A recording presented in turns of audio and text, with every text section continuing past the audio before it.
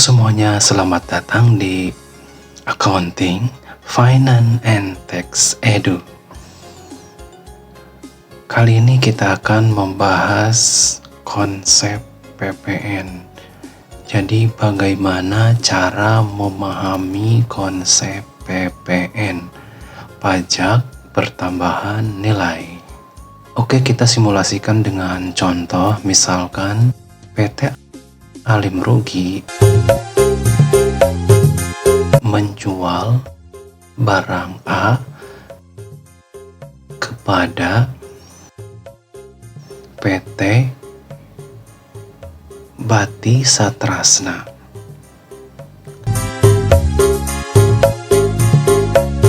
senilai 5 juta rupiah.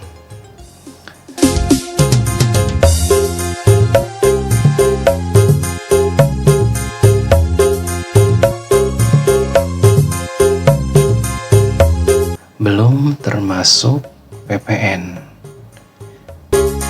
Dijualnya secara kredit. Kata kuncinya adalah belum termasuk PPN dan dijualnya secara kredit. Lalu bagaimana jurnalnya untuk PT Alim Rugi dan PT Bati Satrasna? Untuk PT Alim Rugi, jurnalnya yang pertama itu adalah piutang usaha. Posisinya di debit, dan penjualan posisinya di kredit.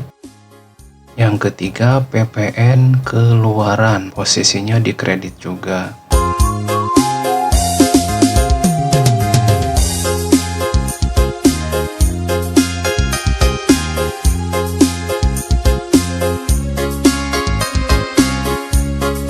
Nah, penjualannya tadi kan 5 juta, kita masukkan 5 juta rupiah.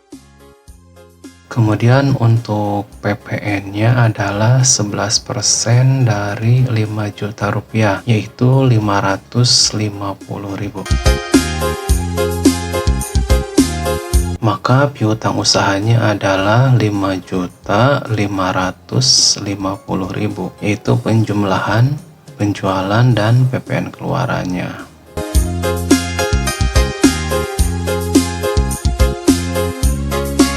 Lalu bagaimana jurnal untuk PT Bati Satrasna?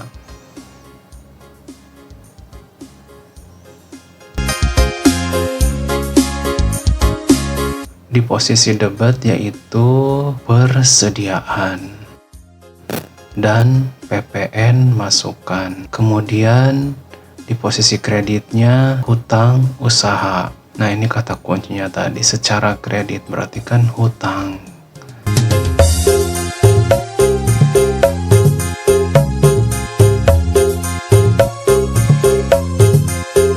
Nilai persediaannya 5 juta dan PPN masukannya 11% dari 5 juta.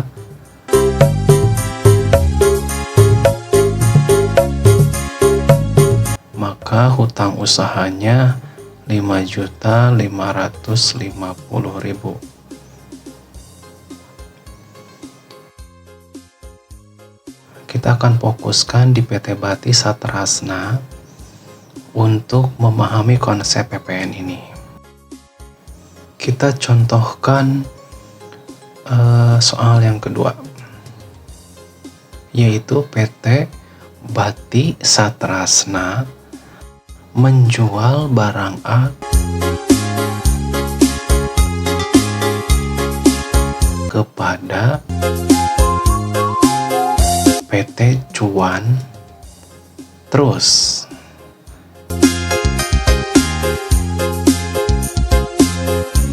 senilai 8 juta rupiah.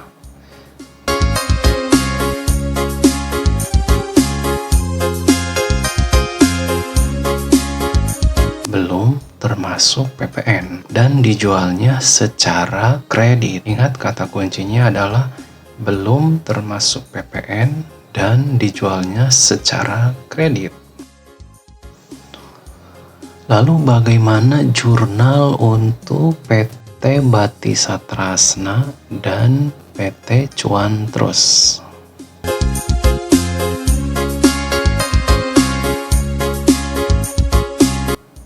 Jurnal untuk PT Cuan Trus yang pertama yaitu persediaan, posisinya di debit dan PPN masukannya juga di debit. Lalu untuk di posisi kreditnya yaitu hutang usaha. Nilai persediaannya adalah 8 juta rupiah. Kemudian PPN masukannya adalah 11% dari 8 juta rupiah yaitu 880.000 rupiah. Maka hutang usahanya adalah 8.880.000 rupiah. Lalu bagaimana jurnal untuk PT Bati Satrasna atas penjualan barang A? Yang pertama adalah piutang usaha, posisinya di debit, dan penjualan posisinya di kredit, serta PPN keluarannya di kredit.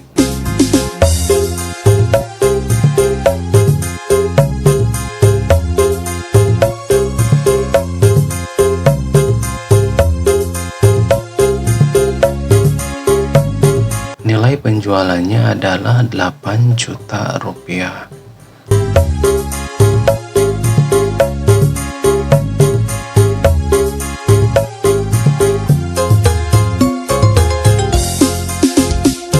Maka PPN-nya adalah 11% dari 8 juta rupiah itu 880.000 rupiah. Jadi piutang usahanya adalah 8.880.000 rupiah. Kemudian bagaimana cara menentukan PPN pada akhir masa? Yang pertama kita akumulasikan berapa total PPN masukan. Misalkan dari tanggal 1 sampai tanggal 28 atau sampai 30 atau sampai 31. Yang kedua, kita akumulasikan berapa PPN keluaran dari tanggal 1 sampai tanggal 28 atau sampai tanggal 30 atau sampai tanggal 31. Setelah kita akumulasikan, baru kita bisa menentukan berapa PPN yang harus kita store ke negara. Ini hanya satu contoh saja ya. Kalau misalkan banyak transaksi, sama seperti itu. Setelah kita akumulasikan, baru kita bikin jurnalnya. Yang pertama di posisi debit itu adalah PPN keluaran dan PPN masukan di kredit.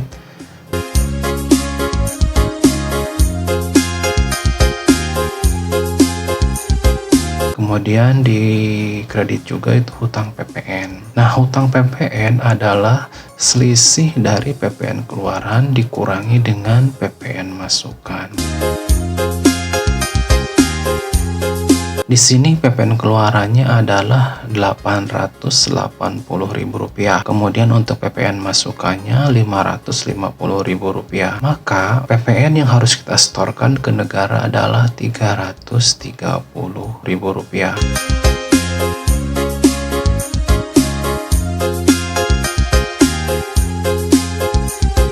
Seperti itu konsep menghitung PPN.